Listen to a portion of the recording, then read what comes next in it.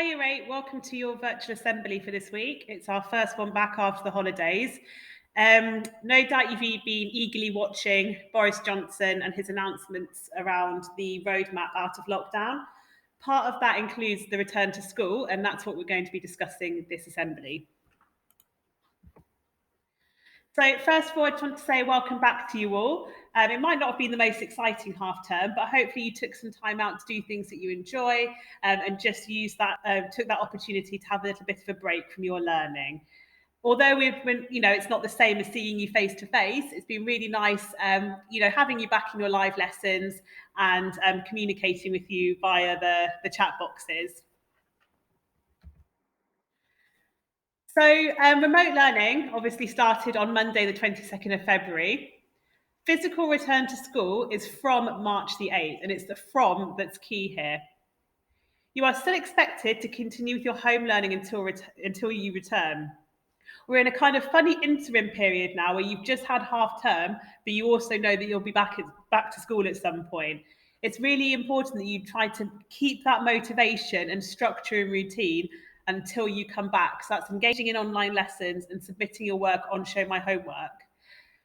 Going back to routine a little bit, continuing with your online learning will not only help make sure that you don't sort of fall behind, but it will also make the transition coming back to school that little bit easier for you. So schools are expected to open to students from March the 8th, but the exact return to school for all students is still being reviewed. So parents, if you could keep checking emails and correspondence from the school for updates, that would be great. When you come back, it is a legal requirement to wear a mask in classrooms, corridors, and areas where it's hard to socially distance. So basically, indoors. It's really important because it is a legal requirement going forward, and it is to keep you and others safe.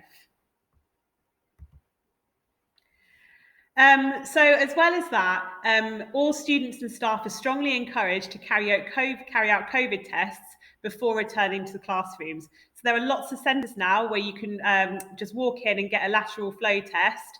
And this is to help identify any asymptomatic cases. So I think about 1 in 3 people, it said in the news, are asymptomatic, so they don't display symptoms for COVID-19. If we can ensure that we catch those cases as soon as possible, it means that we can keep classes and year groups in school and not send whole groups home.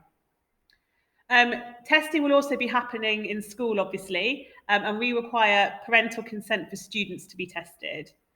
This parental consent needs to be returned by the 26th of February, and there'll be a link in the video description to complete this.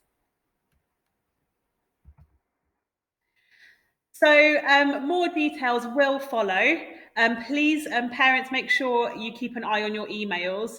And students, just make sure you continue with your remote learning. I know you're all really desperate to know exactly when you'll be back. You will find out very, very soon, but just maintain that engagement with your online learning until you come back to school.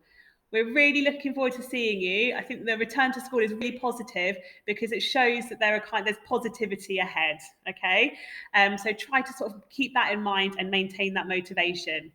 As always, any questions, feel free to get in touch with the school. Just phone in or send an email on the admin address. Hope that helped, and see you soon.